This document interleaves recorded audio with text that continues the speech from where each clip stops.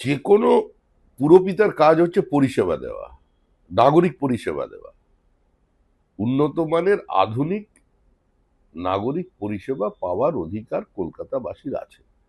এবং তৃণমূল কংগ্রেসের হাতে এই মুহূর্তে কলকাতা কর্পোরেশন ছাড়া আর তেমন কিছু নেই। কলকাতা শহর তৃণমূল কংগ্রেসকে প্রত্যাখ্যান করেছে, বিধানসভা নেই। এটাও বেশি দিন থাকবে না, মানুষ এখান থেকেও ওদের সরিয়ে দেবে।